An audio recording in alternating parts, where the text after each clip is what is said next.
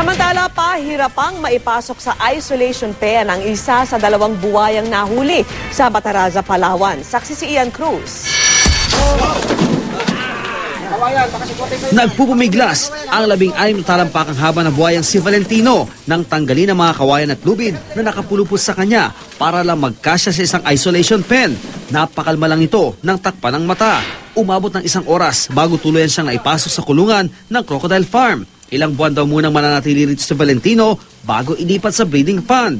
Ginamot na ang mga sugat sa balat ng buwaya, bunga ng pagkakahuli sa kanya at tinurukan na rin ng multivitamins. Hopefully, makarecover siya. Siyempre, mga stress chemicals, stress hormones sa katawan niya. Nag-build up na yan, eating up yung resources niya. And siyempre, it affects yung kanyang immune system. Kasama ni Valentino dumating kagabi mula Bataraza, Palawan, si Valentina, ang 11 talampakang babaeng buhaya. Rescue ang pagturing sa paghuli sa kanila dahil sa posibilidad na patayin ng mga residente. Ang haba ni Valentino, 1 talampakang mas maikli sa 17 talampakang haba ng buhaya na si Cassius na Australia. Ang kasalukuyang kinikilala ng Guinness World Records bilang pinakamalaking nahuling buhaya sa mundo.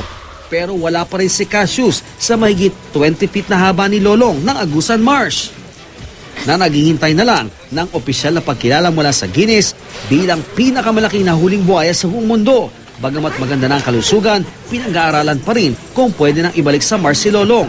Ayon sa PAOB, ang laki raw ng mga buhaya sa bansa ay patuloy ng ganda ng ecosystem na kanilang ginagalawan. Pero ang pag-atake ng ilan, posibleng dahil daw sa banta ng pagkaubos ng kanilang pagkain o paglapit ng tao sa kanilang tinitirhan. In general, yun ang nag-a-apply na rule. Oo, na above 10 feet, may potential. Pero not necessarily are. Nagiging nuisance sila dahil dun sa close contact nila with human population nga eh. So pag hindi na sila, pag mas madali nang kumain ng tao, minsan kung yun ang nagiging choice nila over the other prey. Ganito rin ang pananaw ng Haribon Foundation. One factor could be yung mga malalaking crocodiles, they need bigger prey. Hindi na sila nakukontento siguro sa maliliit na isda.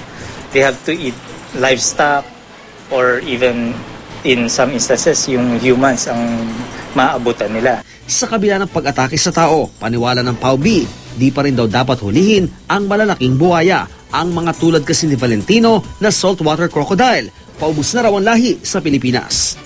Ako si Ian Cruz, ang inyong saksi.